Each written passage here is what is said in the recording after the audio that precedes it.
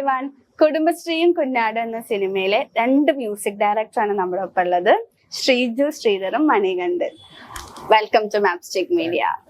അപ്പൊ ആദ്യം തന്നെ നമ്മുടെ സിനിമത്തെ മ്യൂസിക്കിനെ പറ്റി നമുക്ക് സംസാരിക്കാം. എങ്ങനെയുണ്ടായിരുന്നു ഈ സിനിമയിൽ വർക്ക് ചെയ്തപ്പോ? കൊള്ളായിരുന്നു. ഒറ്റ വാക്കില് കൊള്ളായിരുന്നു. അല്ല, അതായത് ഈ സിനിമയ്ക്കകത്ത് 2 മ്യൂസിക് ഡയറക്ടർ പറയുന്നത് രണ്ടുപേർക്കും കിട്ടുന്ന ആദ്യത്തെ ഒരു അവസരം സിനിമയിൽ ആദ്യമായിട്ടാണ് ഞാൻ സംഗീതം ചെയ്യുന്നത്. അപ്പം ഇദ്ദേഹം സീനിയറായിട്ടുള്ള ആളാണ്, പക്ഷെ ഞാനും ഇതിനകത്ത് ആദ്യമായിട്ടാണ് വരുന്നത്. അങ്ങനെ ഒരു പ്രത്യേകത ഇതിനുണ്ട്. സാറ് ബെന്നി സാറ് പ്രൊഡ്യൂസർ ഞങ്ങൾക്ക് തന്ന ഒരു നല്ലൊരു ഓപ്പർച്യൂണിറ്റി. അത് ഗംഭീരമായിട്ട് ചെയ്തിട്ടുണ്ട്. ബാക്കിയെല്ലാം തീരുമാനിക്കുന്ന പ്രേക്ഷകരാണ്. പിന്നെ ഞാൻ എനിക്ക് ഈ സിനിമയുമായി ബന്ധപ്പെട്ടിട്ട് ഫസ്റ്റ് വരുന്ന തന്നെ ഇതിന്റെ DOP നോവൽ ക്യാമറ പുള്ളിക്കാരൻ എൻ്റെ സുഹൃത്താണ്. പുള്ളിക്കാരനാണ് എനിക്ക് ഇതിനകത്ത് ഒരു അവസരം ഒരുക്കി തരുന്നത്. ഇതെങ്കിലും സംഭവമുണ്ട്, നീ കമ്പോസ് ചെയ്ത് നോക്ക്, കൊള്ളാമെങ്കിൽ ചിലപ്പോൾ രക്ഷപ്പെടുന്നത്. അപ്പൊ അങ്ങനെയാണ് ഞാൻ കോട്ടയത്ത് വരുന്നത്. ഇതിന്റെ ഡയറക്ടർ മഹേഷ് ചേട്ടനായിട്ട് സംസാരിക്കുന്നത്, ബെന്നി സാറായിട്ട് സംസാരിക്കുന്നത്, അങ്ങനെയുള്ള ആ ക്രൂവുമായി ബന്ധപ്പെട്ട എല്ലാവരും സംസാരിക്കാൻ എത്തിപ്പെടുന്നത് അങ്ങനെയാണ്. അപ്പോൾ ഒരു ടാസ്ക് തന്നെയാണ്. അങ്ങനെ ഒരു പാട്ട് സിറ്റുവേഷൻ പറഞ്ഞ് ഉണ്ടാക്കി, ഇഷ്ടപ്പെട്ടു. പിന്നെ ഏറ്റവും കൂടുതൽ ആരാധിക്കുന്ന എൻ്റെ ഒരു ഫാനുണ്ട്, സിംഗർ രഞ്ജി സാറ്. പുള്ളിക്കാരൻ്റെ എല്ലാ പാട്ടും ഫാസ്റ്റ് ആയിക്കൊണ്ടോട്ടെ, മെലഡി ആയിക്കൊണ്ടോട്ടെ, ഡിവോട്ട് ആയിക്കൊണ്ടോട്ടെ, ഒരു പ്രത്യേകത ഒരു വോയിസ് ആണ് പുള്ളിക്കാരൻ. അത് എനിക്ക് ഇഷ്ടമാണ്. ഞാൻ പുള്ളിക്കാരൻ്റെ ഫാനാണ്. അദ്ദേഹം തന്നെയാണ് എൻ്റെ ഈ പാട്ട് പാടിയിരിക്കുന്നത്. സംഗീതം ഞാൻ ചെയ്ത സംഗീതത്തിന് പുള്ളിക്കാരൻ പാടുന്നു. ഇങ്ങനെ അത്ഭുതങ്ങളൊക്കെ സംഭവിച്ചിട്ടുണ്ട്. ഈ പാട്ട് ഏത് തരത്തിലുണ്ടാവും എന്നുള്ള കാര്യം പ്രേക്ഷകർ തീരുമാനിക്കണം. എനിക്ക് പറയാനുള്ളത്. പിന്നെ ഇതിന്റെ ലിറിക്സ് എന്ന് പറയുന്നത് എന്റെ ഗുരുനാഥൻ തന്നെയാണ്, സിജിൽ കൊടുങ്ങൂർ എന്ന് പറഞ്ഞത്. പുള്ളിക്കാരന്റെ ലിറിക്സിന് ലൈറ്റ് മ്യൂസിക്കിനൊക്കെ ഒരുപാട് സംസ്ഥാന അവാർഡ്, നാഷണൽ അവാർഡ് കിട്ടിയിട്ടുണ്ട്. സാറ് തന്നെയാണ് സപ്പോർട്ട് ചെയ്യുന്നത്. സാറിന്റെ ഇതില് നാടൻ പാട്ട് തന്നെയല്ലേ ഇതിലും വരുന്നത്? ബേസ് അതാണ്. എങ്ങനെയുണ്ടായിരുന്നു മ്യൂസിക് ഡയറക്ടർ ആയിട്ട് ഒരു മൂവിയില്? അങ്ങനൊന്നും ചിന്തിക്കാൻ തയ്യാറല്ല ഞാൻ. കാരണം അത് വലിയൊരു പരിക്കിലേക്ക് പോകാൻ വളരെയധികം സാധ്യത കൂടുതലാണ്. കാരണം ഇതൊക്കെ ഒരു പരീക്ഷണമാണ്. നമ്മള് എന്ന് പറഞ്ഞാല് ബേസ് നാടൻ പാട്ട് മേഖലയിൽ നമ്മുടെ ട്രഡീഷണൽ ആയിട്ടുള്ള ഇനങ്ങളും വാദ്യങ്ങളൊക്കെ തൊട്ട് തുടങ്ങി കണ്ടും ശീലിച്ച് നമ്മുടെ പൂർവികന്മാരുടെ ഇനങ്ങളും താളങ്ങളൊക്കെ കേട്ടിട്ടാണ് നമ്മള് പാട്ടിനോടുള്ള ഇഷ്ടം നമുക്ക് ഉണ്ടാവുന്നത്. അത് പിന്നീട് അത് നാട്ടിൻപുറങ്ങളില്, ക്ഷേത്രങ്ങളില്, കാവുകളില്, ഓരോ വീട്ട് അമ്പലങ്ങളില് ഒക്കെ ആയിട്ട് പരീക്ഷിച്ചിരുന്നും പരീക്ഷിച്ചുകൊണ്ടിരിക്കുകയാണ്. ഇപ്പൊ കുടുംബശ്രീയും കുഞ്ഞാടും വരെ പരീക്ഷണം ഇങ്ങനെ തുടർന്നുകൊണ്ടാണ്.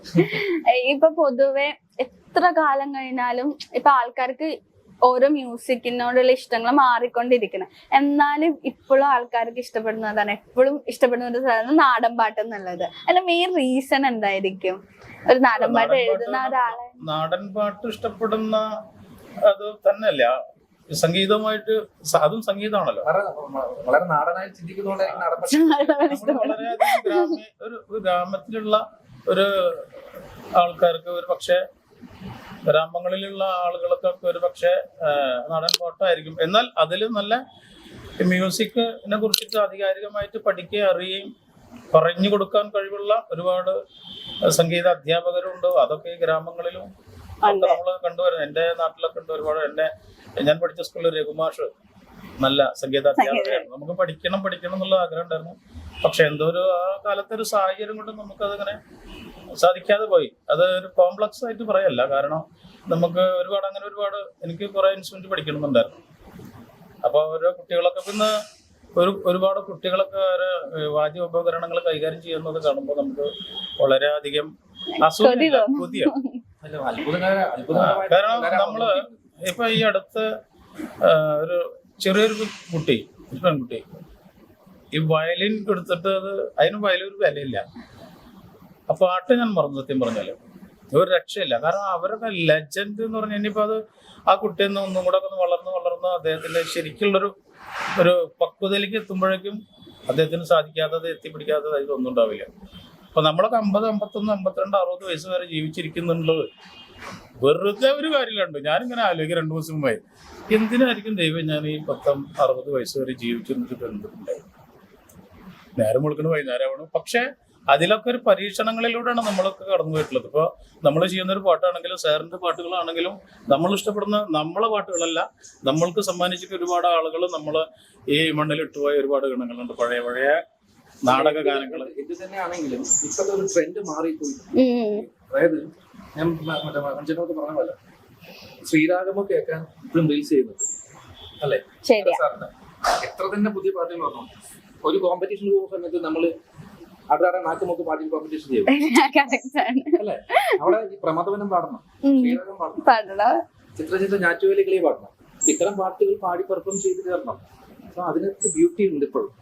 ആ പഴയ പാട്ടിനെ പുതിയ റീൽസ് ചെയ്തിട്ട് പോകുന്നുണ്ട് ആളുകൾ. അതുപോലെ തന്നെ പ്രേം സാറുടെ പടത്തിന് ഓരോരോ സീനുകളൊക്കെ ധാരാളമായിട്ടുള്ള ഓരോ കെമിസ്ട്രിക്ക് രസകരമായിട്ട് അതിന് വീണ്ടും വീണ്ടും ഒക്കെ റീൽസ് ചെയ്തുകൊണ്ടിരിക്കുന്ന ആളുകളുണ്ട് ഇപ്പോഴും. അത് എന്തുകൊണ്ടാണ്?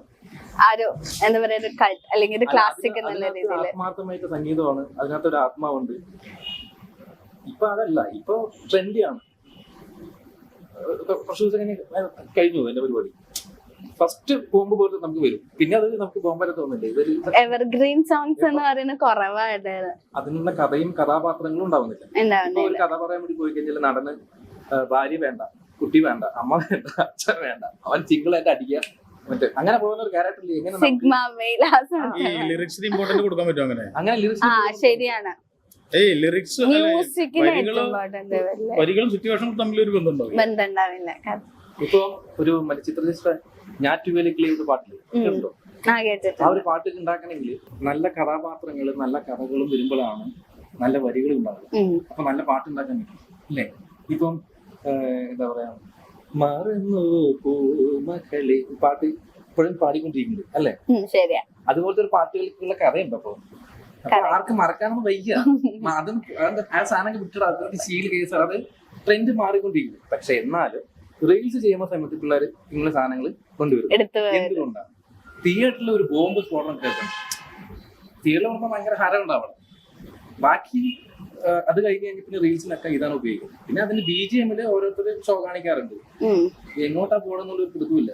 എനിക്ക് നല്ല നല്ല പാട്ടുകൾ ചെയ്യുന്ന ആഗ്രഹമുണ്ട്. നല്ല നല്ല കഥകൾ, നല്ല നല്ല കഥാപാത്രങ്ങൾ വരുവാണെങ്കിൽ നല്ല നല്ല പാട്ടുണ്ടാക്കാൻ എനിക്ക് ആഗ്രഹമുണ്ട്. പക്ഷെ അവരുടെ ഉള്ളില് ഇതിനോട് അടങ്ങാത്ത പ്രേമുണ്ട്. അത് നമ്മുടെ പഴയ പാട്ടിനോട് ടച്ചുണ്ട്. അപ്പൊ നല്ല പാട്ട് ഇറങ്ങിയാലും അക്സെപ്റ്റ് ചെയ്യാനുള്ള മൈൻഡ് അവർക്ക് അറിയാം ഏതാ നല്ലത് എന്നുള്ളത് അറിയാം. അപ്പൊ അതാണ് അവർക്ക് ഇറങ്ങിക്കഴിഞ്ഞാൽ അറിയാം, ഈ പാട്ട് ഇറങ്ങിക്കഴിഞ്ഞാൽ അറിയാം എന്തായിരിക്കും നമ്മുടെ വിധി എന്നുള്ളത്. അത് പ്രേക്ഷകരുള്ള തീരുമാനിക്കുന്നത്. നിങ്ങളാണ് തീരുമാനിക്കുന്നത്, നിങ്ങളുടെ കയ്യിലാണ്. അല്ലാണ്ട് ഇപ്പൊ ഞാൻ ചെയ്ത സെറ്റപ്പ് ആണെന്ന് പറഞ്ഞ് ഞാൻ പിടിച്ചു തരുന്ന കാര്യമൊന്നുമില്ല. നിങ്ങൾ തീരുമാനിക്കണം, നിങ്ങൾ ഇത് ഇപ്പൊ നമ്മള് ഇപ്പൊ മ്യൂസിക് ആയാലും സോങ് ആണെങ്കിലും ഒരു മൂവിയിൽ പ്ലേസ് ചെയ്യുന്നതിന് ഭയങ്കര ഇമ്പോർട്ടൻസ് ഉണ്ടല്ലോ. സോ അത് എങ്ങനെ നിങ്ങൾ ഡിസൈഡ് ചെയ്യണത്? കഥ അറിഞ്ഞിട്ടാണോ? കഥ പറഞ്ഞിട്ട് അതിനനുസരിച്ചാണ്. ഡയറക്ടർ മഹേഷേട്ടൻ സിറ്റുവേഷൻ പറഞ്ഞു ഇങ്ങനെ ഒരു മൂഡാണ് എന്ന് പറഞ്ഞു.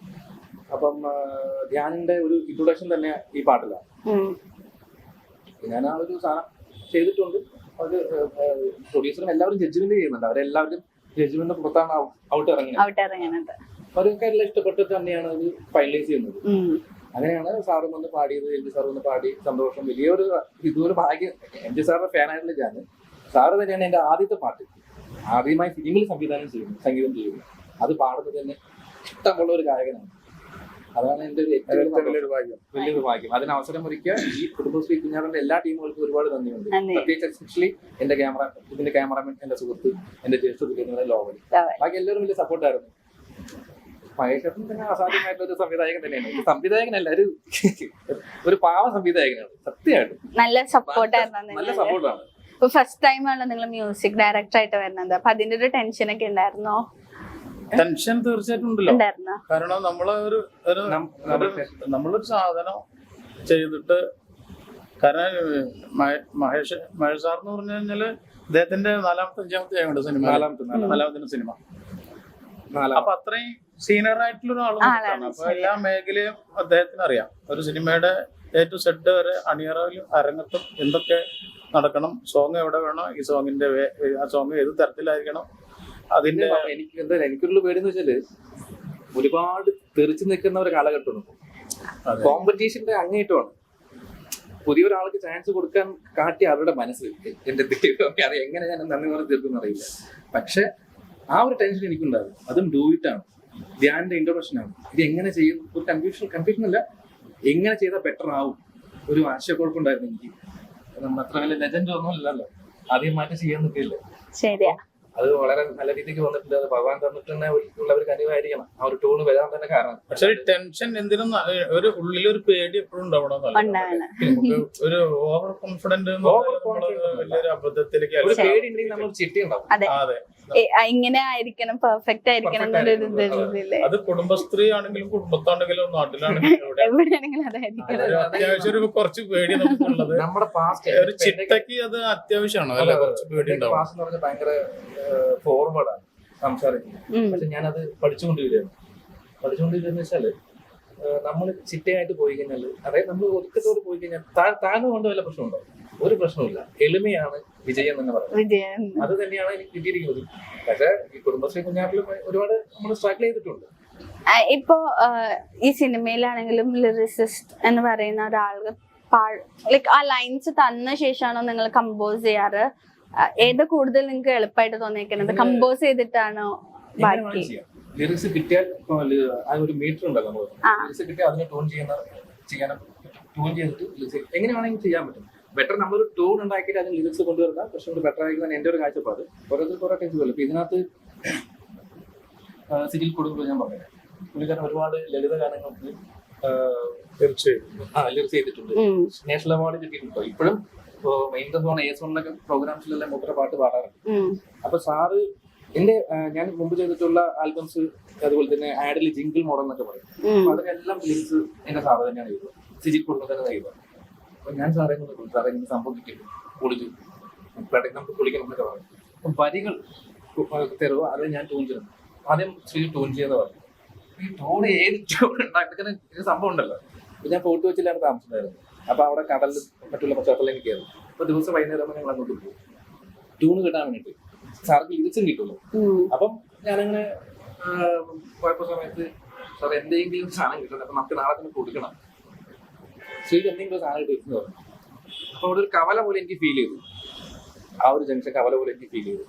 അപ്പൊ അങ്ങനെ ഒരു ആഡിൽ ഈ സിനിമയ്ക്കകത്ത് ധ്യാന്റെ ഒരു ഇൻട്രൊഡക്ഷൻ ഉണ്ട്. അപ്പൊ ഈ കവലയിൽ ഒരു പുലി ഉണ്ടെങ്കിൽ അത് ഇവനാണ്, ഉടയവൻ ഒരുമ്പെട്ട പാട്ടാണ്, തിരയൊഴിയ തീരത്ത് കുഞ്ഞാട്.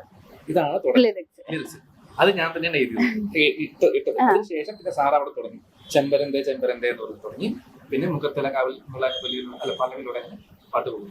പാട്ട് കേട്ടായിരുന്നു. മുഖത്തിലെ കാവ് എന്ന് പറഞ്ഞാൽ അങ്ങനെ ഉണ്ട് ഉണ്ടല്ലേ?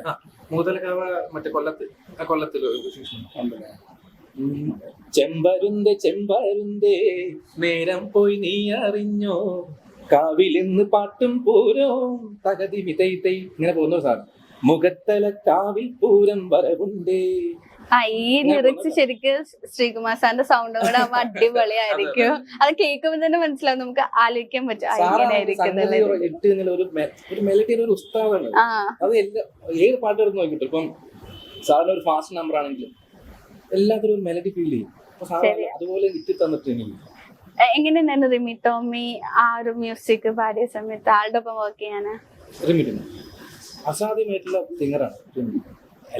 ആള് പിന്നെ ജഗ ജഗ എന്ന് പറഞ്ഞിട്ട് നിൽക്കുന്ന ആളല്ലേ, റേഞ്ചിൽ പാടാൻ പറ്റുന്ന ഒരു സിംഗറാണല്ലേ. സത്യമായിട്ടും അതേപോലെ ജഗ ജഗ എന്ന് പറഞ്ഞിട്ട് നമ്മള് സംസാരിക്കുമ്പോൾ പാട്ട് പറഞ്ഞു കൊടുക്കുമ്പോഴൊക്കെ സമയത്ത് നമുക്ക് തന്നെ ഒരു റിമി കുറച്ചും കൂടി ഒന്നും പറയുന്ന കാര്യമൊന്നുമില്ല. റിമി ഓട്ടോമാറ്റിക് ഇട്ട് തന്നോളൂ.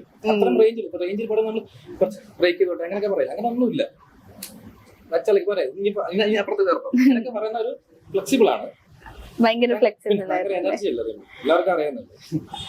ഇപ്പൊ മണികണ്ഠൻ ചേട്ടൻ എങ്ങനെയാണ് ഇപ്പൊ നാടൻ പാട്ടെന്ന് എഴുതുമ്പോൾ ഭയങ്കര കുറച്ച് റീജിയണൽ ലാംഗ്വേജിലാണ് നമ്മുടെ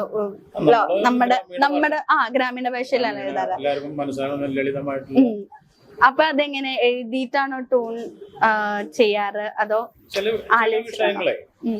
ചില വിഷയങ്ങൾ നമ്മൾ എഴുതിയിട്ടാണ് ടൂൺ ചെയ്യാറ്? എല്ലാതും ചിലപ്പോ അങ്ങനെ ഉണ്ടായിരുന്നു വരില്ല. നമ്മളൊരു വിഷയത്തിന് ചിലപ്പോൾ പകുതി മുറിച്ചിട്ട് ആ ടൂൺ അത്രയേ ഉള്ളൂ എന്ന് പറഞ്ഞിട്ട് നമ്മുടെ ആ വിഷയം കട്ട് ചെയ്യാൻ പാടില്ലല്ലോ. അപ്പൊ ആ വിഷയം മുഴുവൻ എഴുതിയിട്ട് നമ്മളത് നമ്മൾക്ക് അറിയുന്ന പഴയ ട്രഡീഷണൽ ആയിട്ടുള്ള ഈണം അതിലേക്ക് കൊണ്ടുവന്നിട്ട് അങ്ങനെയാണ് ഈ ചില നാടൻ പാട്ടുകളൊക്കെ അങ്ങനെ ചെയ്തല്ലോ. അതിന്റെ ഉദാഹരണം പണ്ടുള്ള കാലം തൊട്ട് നമ്മള് വല്യപ്പണിക്കാരല്ലേ, പൊന്നു മുതലല്ലട്ട ബന്ധം വലുതാണെന്ന്. അത് തിയറിക്കലായിട്ടുള്ള കാര്യല്ലേ? ശരിയാ. അതിനെവിടെ കട്ട് ചെയ്യാൻ പറ്റില്ല. അതിനനുസരിച്ചുള്ള ട്യൂണ് കിട്ടണവരെ നേരത്തെ പറഞ്ഞ പോലെ കഷ്ടപ്പാടാണ്. കവലയിലും നടക്കണം. പക്ഷെ ഇതൊക്കെ കഴിഞ്ഞിട്ട് ഇനിയിപ്പോ ഒന്നും നോക്കണ്ടെന്ന് കിട്ടും തോന്നില്ല, നാളെ നോക്കാന്ന് പറഞ്ഞിട്ട് നമ്മള് ഒരു പക്ഷെ ഉണ കഴിഞ്ഞിട്ട് എടുക്കാവും. അപ്പോഴേക്കും ചിലപ്പോ സാധനം കിട്ടാ. പക്ഷെ ഇത് ഞാനീ പറയണത് പ്രേക്ഷകർ കേൾക്കുമ്പോ നമ്മള് വലിയൊരു കാര്യം പറയുന്നത് കരുതും. പക്ഷെ ഇതിലും കടലിനെ നോക്കിയിട്ടാണ് നമ്മള് പറയണത്. കുഞ്ഞൊരു കാര്യമാണ്. അപ്പൊ പ്രേക്ഷകരോടാണ് പറയണത്, ഇത് നമ്മള് കടലിലേക്ക് നോക്കിയിട്ടാണ് പറയണത്. ഞങ്ങൾ കുഞ്ഞൊരു കാര്യം പറയണം. അപ്പൊ ചിലത് ട്യൂൺ ചെയ്തിട്ട് നേരത്തെ സാർ പറഞ്ഞ പോലെ ട്യൂൺ ചെയ്തിട്ട് വരികൾ എഴുതും. നമുക്കൊരു കംഫർട്ട്. ഈ എന്തെങ്കിലും ഇൻസ്പിറേഷന് വേണ്ടിട്ട് എന്തെങ്കിലും ചെയ്തിട്ടുണ്ടോ? ലൈക്ക് ഇപ്പൊ ഒരു ട്യൂൺ ആലോചിക്കുമ്പോ നമുക്ക് ഇടക്ക് പാടായിരിക്കുമല്ലോ കിട്ടാൻ വേണ്ടിട്ട്. അപ്പൊ അങ്ങനെയൊക്കെ ഇൻസ്പയർ ചെയ്യാൻ വേണ്ടിട്ട് എന്തെങ്കിലും ചെയ്യാറുണ്ടോ? ട്യൂൺ ഉണ്ടാക്കുമ്പോ നമ്മൾ അതാണ് ഞാൻ പറഞ്ഞില്ല, സിറ്റുവേഷൻ. കഥ ഇപ്പോൾ ഡയറക്ടർ കഥ പറയുമ്പോൾ കഥയുടെ സിറ്റുവേഷൻ പറയും. അപ്പോൾ കഥയുടെ കഥാപാത്രത്തിന്റെ ഒരു നിലവാരങ്ങളും അവരുടെ അതിന്റെ ജോണർ എന്താണെന്ന് അനുസരിച്ചിട്ട് നമുക്കൊരു സാധനം വരും. നമ്മൾ റെഫറൻസ് ചെയ്യേണ്ട കാര്യമൊന്നുമില്ല. നമ്മളിങ്ങനെ സംഗീത കടൽ പോലെ കിടക്കുകയാണ്. ചില പാട്ടുകൾ ചില പാട്ടുകൾ പോലെ സാമ്യം ഉണ്ടാകുന്നൊക്കെ പറയും. പക്ഷെ അത് അങ്ങനെയാണ്, അതിനാവശ്യമാണ്. അത് സ്പോണ്ടേനിയസ് വരുന്നതാണ്. ഇപ്പൊ രാജാ സാറൊക്കെ കമ്പാരബിൾ ചെയ്യുന്നില്ല കേട്ടോ. ഇവമേ ഒരു എന്താ പറയാ 2-3 സിനിമയൊക്കെയാണ് മൂപ്പര് ഒരു ദിവസം കൊണ്ട് അല്ല എത്രയോ പാട്ട്, അതായത് 15 മിനിറ്റ് കൊണ്ട് അങ്ങനെ 20 മിനിറ്റ് എത്ര ടൂർ ഉണ്ടാക്കുന്നത്. അപ്പൊ അതൊക്കെ പെട്ടെന്ന് വരുന്നതാണ്. പപ്പയുടെ സ്വന്തം അപ്പൂസില് ഒലത്തുമ്പത്തിരുന്ന് ഉയലടാന്നുള്ള പാട്ടില്ലേ, ചിന്നത്തമ്പി എന്ന സിനിമയില്ലേ, അതിൽ എല്ലാ പാട്ടും ഹിറ്റാണ്. മിനിറ്റ് കൊണ്ട് ട്യൂൺ ചെയ്തതാണ്, എത്ര മിനിറ്റ് കൊണ്ട്. അപ്പൊ അതൊക്കെ എന്താ പറയാ സീരിയസ് ആയിട്ട്. അതായത് റഹ്മാൻ സാർ ഒരുപാട് സമയത്ത് ട്യൂൺ ചെയ്യുന്നുണ്ട്. ചില സാറേ ജോൺസൺ മാസ്റ്റർ ലിങ്ക് വേറെ അപ്പൊ അവരൊക്കെ കാശിന് വേണ്ടി ചെയ്യുന്നതല്ല, അത് അതിന്റെ സിഗ്നേച്ചർ ഉണ്ടാക്കാൻ വേണ്ടിയിട്ടാണ്. സോ ഞാൻ അത്രയും ഇപ്പോഴും നമ്മളൊക്കെ കേൾക്കുന്ന നല്ല നല്ല പാട്ടുകളുണ്ട്. ഞാൻ ഇപ്പോഴും എന്താ പറയാ വണ്ടിയിൽ പോകുമ്പോൾ കേൾക്കുന്ന പല എവരെങ്കിലും പാട്ടുകൾ തന്നെയാണ്. ഒരു പുതിയതായിട്ട് നമുക്ക് എങ്ങനെ പാടാനുള്ള ഒരു പാട്ട് കിട്ടുന്നില്ല. ആരും ഏത് മ്യൂസിക്കും നമ്മൾ കുറ്റം പറഞ്ഞല്ല, കാലം മാറിപ്പോയെങ്കിലും എല്ലാവരും നല്ല കഴിവുള്ള ആൾക്കാരാണ്, എല്ലാവരും നല്ല കലാകാരന്മാരാണ്. പുതിയ നല്ല കലാകാരന്മാർ ഉണ്ടാകട്ടെ. ഞങ്ങൾക്ക് ഇതുപോലെ ഒരു അവസരം കിട്ടുന്ന പോലെ എല്ലാവർക്കും കിട്ടണമെന്ന് ഞാൻ ആഗ്രഹിക്കുന്നു. എനിക്ക് രണ്ടുപേരും ഒരു പാട്ട് പാടി തരാമോ? ഇഷ്ടമുള്ള സിനിമ. ഇപ്പൊ ഈ സിനിമയുടെ ഇപ്പൊ പാടിയല്ലോ, എന്നാലും നല്ല സൗണ്ടാണ്. അതെന്തായാലും പാടി തരുന്നു. മണികണ്ഠൻ ചേട്ടൻ എന്തായാലും പാടി തരുന്നു. അത് സിംഗറും കൂടിയാണ്, ഒഴിവാക്കാൻ പറ്റില്ല. എന്നാലും പാടി തന്നു. പക്ഷെ എന്തായാലും സിംഗർ ആണെങ്കിൽ എന്തായാലും പക്ഷെ പുള്ളിക്കാരന്റെ നോട്ട് വേറെ ലെവലാണ്. ശരിയാ. അപ്പൊ ചില സംഗതികൾ അങ്ങനെയാണ്, എല്ലാം കൂടി കൈകാര്യം ചെയ്യാൻ നമ്മൾ പറ്റൂല. പക്ഷെ എന്നാലും ഇപ്പൊ പാടി തന്നോണ്ടാ ഞാൻ പറഞ്ഞത് പാട്ട് പാടി തരുന്നത്. നല്ല വോയിസ് ആണ്, അതുകൊണ്ടാ പറഞ്ഞത്. അയ്യോ സിംഗേഴ്സ് ഇഷ്ടംപോലെ സിംഗേഴ്സ് ഉണ്ട്, അവർക്കൊക്കെ അവസരം കൊടുക്കണം നമുക്ക് വർക്ക് കിട്ടുകയാണെങ്കിൽ. അപ്പൊ ഇപ്പൊ ഒരു പാട്ട് ഏത് പാട്ടാണ് ഇപ്പൊ നിലവിൽ പാടാൻ പറ്റുന്നത്? ഇഷ്ടമുള്ളത് പാടാം, അല്ലെങ്കിൽ പണ്ടത്തെ പാട്ടായാലും കുഴപ്പമില്ല. ആ ശ്രീരാഗം പാടിയാലും മതി. അത് ഇഷ്ടമുള്ള പാട്ട് പാടിയാൽ മതി. എത്രയും പറഞ്ഞല്ലേ. എന്നാ ഈ സിനിമത്തെ അത് പാടിയോണ്ടാണ് ഞാൻ പിന്നെയും വേണ്ടെന്ന് പറഞ്ഞത്. ഏതെങ്കിലും ഒരു പാട്ട്, ഇപ്പൊ എന്തോരം മ്യൂസിക് ഡയറക്ടേഴ്സിന്റെ പാട്ടുകളാ പറഞ്ഞത്. എന്നാ ശരി, പ്രിപ്പയർ ചെയ്യാനുള്ള ഒരു അവസരം മണികണ്ഠൻ ചേട്ടൻ പാടാദ്യം, എന്നിട്ട് നമുക്ക് നേരത്തെ സാറ് പറഞ്ഞ മാതിരി തന്നെ ഇപ്പൊ ഞാനേ പറയണം. കാരണം കുടുംബശ്രീയും കുഞ്ഞാടെന്നുള്ള ഈ മൂവിയുടെ ഭാഗമായിട്ട് ഇപ്പൊ ഈ ക്യാമറയിൽ നോക്കി പ്രേക്ഷകരോട് സംസാരിക്കാൻ പറ്റുന്ന വലിയൊരു ഭാഗ്യം. ഞാൻ അവർക്ക് കൊടുക്കാൻ പറ്റാവുന്നതിന്റെ പരമാവധി നമ്മള് ശ്രമിച്ചിട്ടുണ്ട്. പിന്നെ തീരുമാനിക്കുന്നത് നിങ്ങളാണ്, തീരുമാനിക്കേണ്ടത് നിങ്ങളാണ്. കുടുംബശ്രീയും കുഞ്ഞാടും എന്നുള്ള ആ പടത്തിന്റെ എല്ലാ വിജയത്തിന് വേണ്ടിയിട്ട് നിങ്ങളുടെ എല്ലാവരുടെയും പ്രാർത്ഥന ഉണ്ടാവണം. കുഞ്ഞൊരു പാട്ട് പാടല്ലേ? ഞാൻ നാളെ മറ്റു 2 പാട്ട് പാടട്ടെ. ഞാന് പാട്ടിന്റെ വഴി എന്ന് പറയുന്നത് രണ്ടുപേര് പാടിയിട്ട് നിർത്താം. പാടുന്ന സമയത്ത് കുറച്ച് ക്ലോസ് ആയി പിടിച്ചു. തീർച്ചയായും ഇവിടെ വന്നിരിക്കാം. കാരണമായിട്ടൊരു പാട്ടുണ്ട്, എന്തിനടി പൂങ്കടി കേട്ടിട്ടുണ്ടോ അറിയില്ല.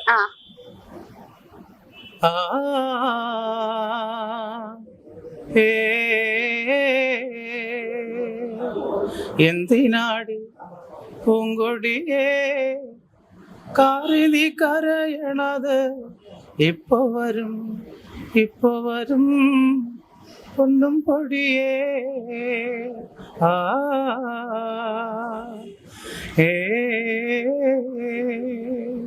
മുല്ലമൊട്ടു കാതിലേക്കും കല്ലു വെച്ച മൂക്കുത്തിയും അപ്പനിപ്പോ വാങ്ങി വരും പൊന്നും പൊടിയേ.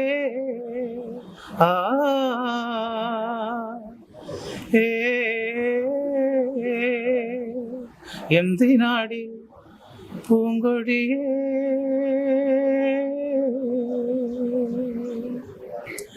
സത്യം പറഞ്ഞാൽ ഞാൻ അതിന്റെ മോൾക്ക് വേണ്ടിട്ട് പാടി എഴുതിട്ട് ഭയങ്കര ഫീലാണ് ഈ പാട്ട് കേൾക്കുമ്പോ തന്നെ. ഈ പാട്ട് ഞാന് സാറ് മറ്റേ അങ്ങനെയാണ് അത് ജിതേഷ് കക്കടി പറഞ്ഞു കൈതോല. അല്ല, ഈ പാട്ട് ഞാൻ കേട്ടു, നമ്മള് യൂട്യൂബിലൊക്കെ അവൈലബിൾ ആണ് സാറ് ലൈവായി പാടിയത്. അപ്പൊ അത് കേൾക്കുമ്പോ തന്നെ ഭയങ്കര ഫീലായി. ഇടയ്ക്ക് ഞാൻ ഇങ്ങനെ കേൾക്കാറൊക്കെ ഉള്ള ഒരു പാട്ടായിരുന്നു. ഭയങ്കര ഫീല് നമുക്ക് ഈ പാട്ട് കേൾക്കുമ്പോ തന്നെ. അതുകൊണ്ട് ഞാൻ പറഞ്ഞത് അടിപൊളിയായിട്ടുണ്ട്. അപ്പൊ ഇത് മോൾക്ക് വേണ്ടി എഴുതിയെന്ന് പറഞ്ഞില്ലേ, അപ്പൊ അതും ആ ഒരു സമയത്ത് ഭയങ്കര ഫീലായിട്ടായിരിക്കില്ലേ? നേരത്തെ സാറ് പറഞ്ഞ പോലെ ഈ പാട്ടുകളൊക്കെ ശരിക്ക് നമ്മുടെയൊക്കെ പാട്ടിനുള്ള പെയിൻ എന്താ വെച്ചാല് വളർന്നു വന്ന ജീവിച്ചു വന്ന സാഹചര്യമാണ് ഇതിന്റെ ഒക്കെ ഒരു പെയിന്. നമുക്ക് ആ ഭാവം കൊടുക്കാനേ പറ്റുള്ളൂ. നമുക്ക് ഈ വരികൾക്ക് നല്ല എനർജറ്റിക് ആയിട്ടുള്ള ഭാവം ഒന്നും കൊടുക്കാൻ പറ്റില്ല. ആ കൊടുത്താലും വളരെ തെറ്റാണത്. ചിലത് അങ്ങനെ ആയിരിക്കും. അപ്പൊ അതിൽ നിന്നും കൺവെർട്ട് ആവുന്നതാണ് ആയതാണ് കുടുംബശ്രീയും കുഞ്ഞാടും എന്നുള്ള അടുത്ത പാട്ട്. ഇതിലെ ഫീലിങ്സ് ഉണ്ടെങ്കിലല്ലേ നമുക്ക് കറക്റ്റ് ആണ്. നമ്മൾ വെറുതെ ഒരു പാട്ടുണ്ടാക്കുന്നില്ല, നമുക്ക് അതിനകത്തൊരു ഫീലിങ്സ് ഉണ്ടാവും. ഈ മ്യൂസിക് എന്ന് പറയുന്നതും നമ്മുടെ ഫീലിംഗ്. ഇപ്പൊ ഹാപ്പി സോങ് ഓട്ടോമാറ്റിക് നമ്മൾ ഹാപ്പി ആവും. സാഡ് ആയിട്ടാ ചെമ്പരന്റെ ആ സോങ്ങിനകത്ത് വർക്ക് ചെയ്തിട്ടുള്ള ടെക്നീഷ്യന്മാരും മറ്റുള്ള ഇൻസ്ട്രുമെന്റ് വായിച്ച എല്ലാവരും സപ്പോർട്ട് ചെയ്തിട്ടുണ്ട്. എനിക്ക് ഫ്ലൂട്ട് വായിച്ചിട്ടുള്ള റസൻ ചേട്ടൻ, എന്റെ പ്രോഗ്രാമർ എബി, അതുപോലെ തന്നെ സൗണ്ട് ചെയ്തിട്ട് മറ്റേ അശ്വിൻ, അതെന്തോ റസൻ ചേട്ടൻ ഫ്ലൂട്ട് വായിച്ചു.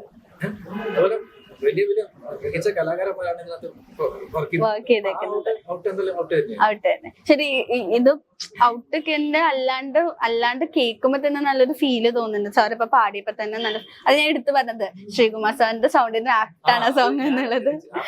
കൊണ്ടുവരുന്നല്ല, നമ്മളിപ്പം സാറ് പാടി കേട്ടാ മനസ്സിലാവുണ്ടോ? ഈ കവലയിൽ ഒരു പുലിയുണ്ടെങ്കിൽ അതിവനാണേ, ഉടയവൻ ഒരുമ്പെട്ട പാട്ടാണേ, തീരയൊഴിയാ തീരത്തെ കുഞ്ഞാടേ.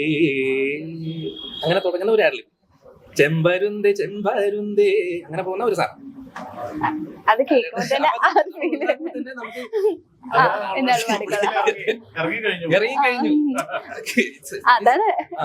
അപ്പം എന്റെ സാറുടെ വോയിസ് അത് കേൾക്കണം, മനസ്സിലാണ്ടോ? അപ്പൊ ലിമ്മയുടെ വോയിസ് കേൾക്കുന്ന സമയത്ത് ഒരു നമ്മളെല്ലാം തീരുമാനിക്കണ്ടായി പറഞ്ഞു, നിങ്ങളൊക്കെ തന്നെ തീരുമാനിക്കുന്നത്.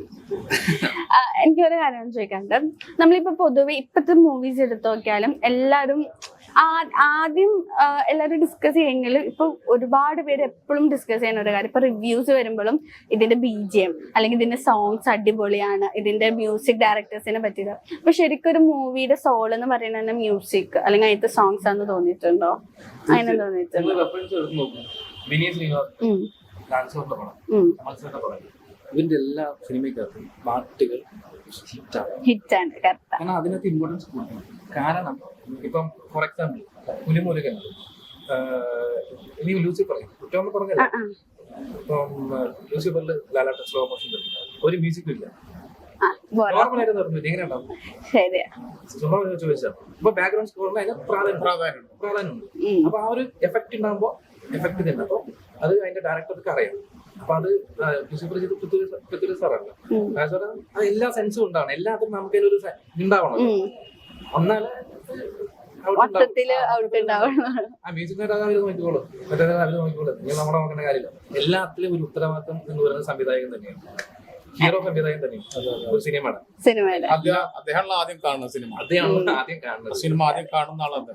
തിരക്കഥയും മറ്റേ ആണ് ഇതിന്റെ ബേസ് എങ്കിൽ സംവിധായകൻ സിനിമ കണ്ടിരിക്കണം, വിഷ്വല് കണ്ടിരിക്കണം.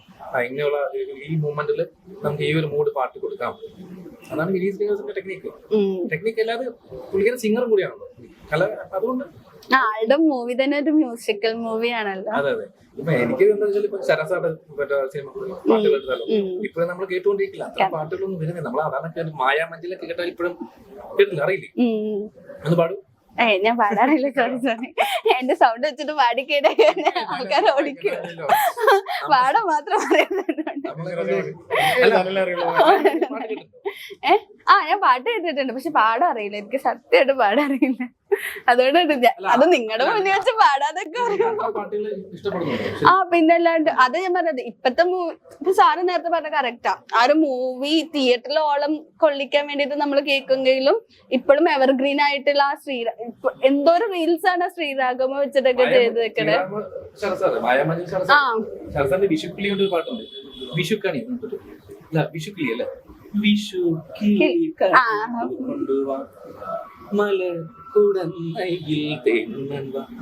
എന്താ പാട്ട്. അപ്പൊ ഇതൊക്കെയാണ് നമ്മളെ എന്റെ ഇൻസ്പിറേഷൻ. കാരണം അവരെ പാട്ടുകളിലേക്ക് നമുക്ക് ഇതുപോലെ നമുക്ക് പാട്ടുകൾ ചെയ്യണമെന്ന് ആഗ്രഹിക്കുന്നത്. അപ്പൊ അത്തരം കഥാപാത്രങ്ങളും അത്തരം സിനിമകൾ വരുമ്പോൾ തീർച്ചയായിട്ടും അത്തരം പാട്ടുകൾ ഉണ്ടാക്കാൻ ഞാൻ റെഡിയാണ്. റെഡിയാക്കുകയാണെങ്കിൽ അവരാണല്ലോ ഇനിയിപ്പോ റിസൾട്ട് ഉണ്ടാക്കുന്നത്. അതെ. പിന്നെ എനിക്ക് ഇപ്പൊ മണിച്ചേട്ടനോട് ചോദിക്കാനുള്ള ഒരു കാര്യം, നമ്മുടെ നാടൻ പാട്ട് എന്ന് പറയുമ്പോ തന്നെ നമുക്ക് ആദ്യം മനസ്സിൽ കയറി വരുന്നതാണ് നമ്മുടെ കലാഭമണി എന്ന് പറയുന്ന ആള്. അപ്പൊ ആളുടെ പാട്ടുകളിൽ നിന്ന് ഇൻസ്പയർ എന്തെങ്കിലും ചെയ്തിട്ടുണ്ടോ? മണിച്ചേട്ടന്റെ പാട്ട് കേരളത്തിൽ ഇനിയിപ്പോ ഏതൊരു നാടൻ അല്ല ഒരു ഗാനമേള നടക്കുകയാണെങ്കിലും എന്തൊരു പ്രോഗ്രാം നടക്കുകയാണെങ്കിൽ മണിച്ചേട്ടന്റെ ഒരു സ്റ്റേജ് ഉണ്ടാവില്ല. ആരെങ്കിലും മണിച്ചേട്ടൻ പാട്ട് പാടും. പിന്നെ നമ്മളിപ്പോ അറിഞ്ഞിട്ട് നമ്മൾ മാത്രം ചിട്ടപ്പെടുത്തി നമ്മൾ മാത്രം കേട്ട് അത് മറ്റുള്ളവരെ കേൾപ്പിക്കാനുള്ള ഒരു തത്രപ്പാട്ടിന്റെ ഉള്ളിൽ ചിലപ്പോൾ അത് മറ്റുള്ളവരെ അക്സെപ്റ്റ് ചെയ്തെന്ന് വരില്ല. അപ്പൊ ഒരു നാടൻ പാട്ട് സ്റ്റേജില് മറ്റുള്ളവർ പറയുന്ന ഏറ്റവും വലിയൊരു കാര്യം എന്ന് വെച്ചാല് അമ്മാണിയുടെ 4 പാട്ട് അല്ലെങ്കിൽ അമ്മാണിച്ചേട്ടന്റെ 4 പാട്ട് പാടും. അവർക്ക് അതാണ് പാട്ട്. നമ്മൾ 6 നാട്ടില് 100 ഭാഷ എന്ന് പറയുന്നപ്പോ നമ്മുടെ നാട്ടിലെ തനതായിട്ടുള്ള ഈണാവില്ല ചിലപ്പോ പാലക്കാട് ചെന്നാലും. പാലക്കാട് പാടുന്ന ആ ഗ്രാമീണ ഈണാവില്ല ചിലപ്പോ എറണാകുളത്ത് വന്നാല്. അതൊക്കെ 6 നാട്ടില് 100 ഭാഷ അല്ലേ. അതുപോലെ തന്നെ ഈണങ്ങളും നാട്ടീണങ്ങളും അങ്ങനെ തന്നെയാണ്. നാടൻ പാട്ട് എന്ന് പറഞ്ഞാൽ ഒരു മാത്രം മേഖലയിൽ നിൽക്കുന്നതല്ല. അതുകൊണ്ട് നമ്മുടെ സംഗീതം ക്ലാസിക്കലാണെങ്കിലും അല്ലെങ്കിലും നമ്മുടെ ഒരു സംഗീതം ഒന്നിൽ മാത്രം കേന്ദ്രീകരിച്ച് നിൽക്കുന്നതല്ല. പല രാഗങ്ങളെ കൊണ്ടും പല ഈണങ്ങളെ കൊണ്ടും പല താളവും പല ഓരോ ഭാവങ്ങളും അതൊക്കെ കൂടി ചേരുമ്പോഴാണല്ലോ നല്ലൊരു സൃഷ്ടി ഉണ്ടാവും. അപ്പൊ നടൻ പാട്ട് എന്ന് പറഞ്ഞാല് മണിച്ചേട്ടന്റെ പാട്ടുകളാണ് എല്ലാവർക്കും നടൻ പാട്ട് എന്ന് പറയുന്ന ആ ഒരു സൃഷ്ടി മനസ്സിൽ കാണുന്നത് മണിച്ചേട്ടന്റെ പാട്ടുകളാണ്. മണിച്ചേട്ടന്റെ പാട്ടിൽ എനിക്ക് കൂടുതൽ ഇഷ്ടം മിന്നാമിനുങ്ങാണ്. മിന്നാമിനുങ്ങ. അയ്യോ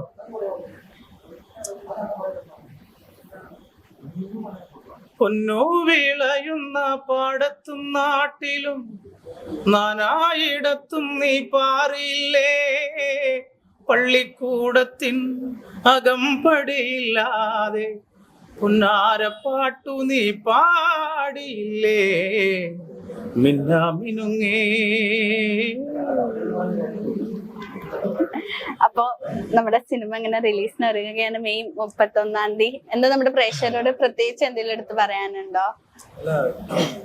എടുത്തു പറയാന്ന് പറഞ്ഞാല് നമ്മുടെ കുടുംബശ്രീ കുഞ്ഞാടും റിലീസ് ആവാതിരിക്കണം. അപ്പൊ പ്രേക്ഷകരോട് പറയാനുള്ളത്, ഇതിന്റെ പിന്നിൽ പ്രവർത്തിച്ചിട്ടുള്ള ഒരുപാട് ആളുകളുണ്ട്. ഒരു സിനിമ എന്ന് പറയുന്നത് എല്ലാവരുടെയും കൂടെയുള്ള പ്രയത്നം, ഒരു സ്വപ്നം കൂടിയിട്ടാണ്. അപ്പൊ അതിലൊരു ഭാഗവാക്കാവാൻ ഞങ്ങൾക്കും സാധിച്ചതിൽ അതിന്റെ ഡയറക്ടർ മഹേഷ് സാറ്, ഇതിന്റെ പ്രൊഡ്യൂസർ ബെന്നി സാറ്, അതിന്റെ അണിയറയിലുള്ള എല്ലാവരും നമ്മളെ സജസ്റ്റ് ചെയ്ത ഒരുപാട് ആളുകളുണ്ട്. അവർക്കൊക്കെ നന്ദി പറയുന്നതിനോടൊപ്പം നിങ്ങൾ ഈ പടം കുടുംബശ്രീയും കുഞ്ഞാടുമുള്ള പടം നിങ്ങൾ എല്ലാവരും കണ്ട് നിങ്ങളുടെ അഭിപ്രായം എന്താണെങ്കിലും തീർച്ചയായിട്ടും അത് അറിയിക്കുക. അതിനുള്ള സ്വാതന്ത്ര്യമുണ്ട്. തീർച്ചയായിട്ടും ഞങ്ങൾ അതിന്റെ ഉത്തരവാദിത്തപ്പെട്ട ഭാഗത്ത് നിന്ന് നിങ്ങളുടെ കൈകളിലേക്ക് ആ സിനിമ ഉടനെ എത്തുന്നതായിരിക്കും. ഒറ്റ വാക്കിൽ പറഞ്ഞാൽ കുടുംബശ്രീയും കുഞ്ഞാടും കുടുംബത്തോട് പോയി കാണാൻ പറ്റുന്ന ഒരു സിനിമയാണ്. അപ്പൊ എല്ലാരും പോയി കാണുന്നത്. എല്ലാവരും പോയി കാണാം, കുടുംബത്തോട് പോയി കാണാം. പ്രതീക്ഷിക്കുന്ന ലെവലിലേക്കൊന്നും പോയില്ലെങ്കിലും ഒരു സാധാരണ ഒരു കുഞ്ഞു പടം തന്നെയാണ്. അത്യാവശ്യം എന്റർടൈൻമെന്റ് അതിനകത്തുണ്ട്. നല്ല പാട്ടുകൾ, നല്ല മനോഹരമായിട്ടുള്ള കോമഡിയും കാര്യങ്ങളും പാട്ടുകളും എല്ലാം നമ്മളൊരു നല്ലൊരു എന്റർടൈനറാണ്. ധ്യാൻ ശ്രീനിവാസൻ പാട്ടുകാരൻ. അപ്പൊ എം ജി സാറ് പാടുന്ന ഈ വോയിസിന് ധ്യാനം അതൊരു പുതുമ. ഫസ്റ്റ് ആയിട്ട് വരുവാണല്ലോ ധ്യാന്റെ സൗണ്ടിലേക്ക്. ഞാനൊരു കമന്റില് ഒരു പാട്ട് ഇറങ്ങിയ സമയത്ത് ഒരു ആളെ പറഞ്ഞിട്ടുണ്ടായിരുന്നു, ഇത് സിങ്ക് ആവുന്നില്ല. എം ജി സാറ് പാടിയ പാട്ട് ധ്യാന് സിങ്ക് ആവുന്നില്ല. ഇങ്ങനെ സിങ്ക് ആക്കിയാലല്ലേ സിങ്ക് ആവത്തുള്ളൂ. അവസരം കൊടുത്താലല്ലേ പ്രൊഫൈൽ ഇതുവരെ ഏതെങ്കിലും പാട്ട് ചെയ്തിട്ടുണ്ടോ എന്ന് ചോദിച്ചാൽ അവസരം പാടാം പാടാം ആരോമൽ ചേകവർ പണ്ടംഗം വെട്ടിയ പണ്ണ്. അത് കഴിഞ്ഞിട്ട് തിക്കുറിച്ചോട് ചോദിക്കണ്ടേ അത് സിംഗായില്ലോ. പക്ഷെ ആളുടെ ഡയലോഗ് വേറെ, പാടുന്നത് വേറെ. നമ്മള് ഇപ്പൊ അദ്ദേഹത്തിന്റെ ഒരു പ്രായമായിട്ടുള്ള വോയിസ് എന്തായാലും ലാലേട്ടന്റെ പല പാട്ടുകൾ എടുത്ത് നോക്കിയില്ലേ, മാക്സിമം ഒരു സൗണ്ട് അങ്ങോട്ട് സിംഗായി പോകുന്നത്. എനിക്ക് തോന്നുന്നു അത് കേട്ടിട്ടാണ് ആൾക്കാർക്ക് മാറുമ്പോ ഒരു കൺഫ്യൂഷൻ വരുന്നതെന്നാ തോന്നുന്നത്. പെട്ടെന്ന് ഒരു ദിവസം ലാലേട്ടന്റെ വോയിസ് പാടുന്നത് വിധു പ്രധാനാണെങ്കിൽ അവസാനം അല്ല, മനസ്സിലായി, സിംഗ് ആ ഒരു ഇത് വരും. അങ്ങനെ സിംഗ് ആക്കുമ്പോഴല്ലേ സിംഗ് ആവത്തുള്ളൂ അല്ലേ? ഇപ്പം ഒരു സംവിധാനം ഒരു നടൻ പറയാം, എന്റെ അനുഭവങ്ങൾ പറയാം. ഒരു നടൻ പറയാണ്, താങ്കൾ ഇതിനു മുമ്പ് ഏത് സിനിമ സംവിധാനം ചെയ്തിട്ടുള്ളൂ? അപ്പൊ ഞാൻ നടനോട് ചോദിക്കുന്നത്, താങ്കൾ ഇതിനു മുമ്പ് ഏത് സിനിമയിൽ അഭിനയിച്ചിട്ടുള്ളത്? ഫസ്റ്റ് ആ നടൻ ആദ്യമായിട്ട് വരികയാണ്. എന്നിട്ട് അവന് അദ്ദേഹത്തിന് ചാൻസ് കൊടുക്കാൻ നോക്കുക. അപ്പൊ നമ്മൾ ചോദിക്കും, ഇതിനു മുമ്പ് ഏതാണ് ഏത് സിനിമയിൽ അഭിനയിച്ചിരിക്കുന്നത്? ഫസ്റ്റ് ടൈം ആണ്. അപ്പൊ അദ്ദേഹത്തിന് ഒരു ചാൻസ് കൊടുത്ത് അഭിനയിച്ച് വന്നാലല്ല അദ്ദേഹത്തിന് പ്രൊഫൈൽ ആവുള്ളൂ. അതേപോലെ തന്നെ സംവിധായകന്മാരും അല്ലേ?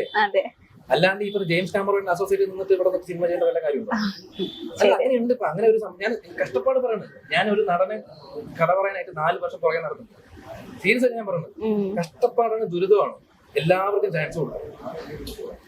നിങ്ങളെ പോലെ പുതിയ പുതിയ നിങ്ങൾ യൂട്യൂബേഴ്സ് നിങ്ങൾ വിളിക്കുന്നില്ല ആരും. അവസാനം ആലോചിച്ചു, നിങ്ങൾ പോയി കേറുന്നുണ്ട്, ഇന്ന് റീച്ച് ആവുന്നില്ല. കാരണം ഇതുപോലെ അവസരങ്ങൾ കിട്ടണം, എല്ലാവർക്കും അവസരം കിട്ടണം അല്ലേ? അതാണ് എന്റെ ഒരു നല്ലത്. കാരണം എല്ലാവർക്കും അവസരം കിട്ടുമ്പോഴാണ് അവരവരുടെ കഴിവുകള് പ്രേക്ഷകർ തീരുമാനിക്കുന്നത്. അവനും സിനിമ ചെയ്യുന്ന ആഗ്രഹമുണ്ടാകും, എല്ലാവർക്കും ആഗ്രഹം ഉണ്ടാകും. പക്ഷെ അത് ജഡ്ജ്മെന്റ് ചെയ്യുന്ന പ്രേക്ഷകരാണ്. ആ ജഡ്ജ്മെന്റിലൂടെയായിരിക്കും അവരുടെ ഭാവി. ഇപ്പൊ ഈ പാട്ട് എന്താ നമ്മള് പ്രസവിച്ച കുഞ്ഞിന് എന്താ പറയുക, തൻകുഞ്ഞ് അമ്മയ്ക്ക് അപ്പൊ നല്ലത് നമ്മൾ പ്രതീക്ഷിക്കും. പ്രേക്ഷകർ എന്ത് തീർന്നു നമുക്കറിയില്ല. അവര് ഒരു പ്രത്യേക മൈൻഡാണ്. ഈ ലോകത്തിൽ തന്നെ വല്ലാത്ത ജഡ്ജ്മെന്റ് ആണ് മലയാളി. ഒരു വല്ലാത്ത ജഡ്ജ്മെന്റ്. ഏത് തരത്തിൽ ജഡ്ജ്മെന്റ് ചെയ്യുന്ന എനിക്കറിയില്ല. എല്ലാവരും സപ്പോർട്ട് ചെയ്യണം. ആദ്യൊരു സംരംഭമാണ്, അപ്പം സപ്പോർട്ട് ചെയ്യാം. അതെ, നിങ്ങളുടെ എല്ലാവരും സപ്പോർട്ട് ഉണ്ടെങ്കിൽ ഒരു പുതിയ 2 മ്യൂസിക് ഡയറക്ടേഴ്സ് നമുക്ക് വരുന്നതാണ് മലയാള സിനിമയിലേക്ക്. ഈ പറഞ്ഞ പോലെ തന്നെ നിങ്ങൾക്ക് ഇനി ഉയരങ്ങളെത്തിട്ടെ എന്ന് ആശംസിക്കുന്നു. നമ്മുടെ സിനിമയിലെ പാട്ടുകളും ഹിറ്റ് ആവട്ടെ എന്ന് ആശംസിക്കുന്നു. Thank you so much.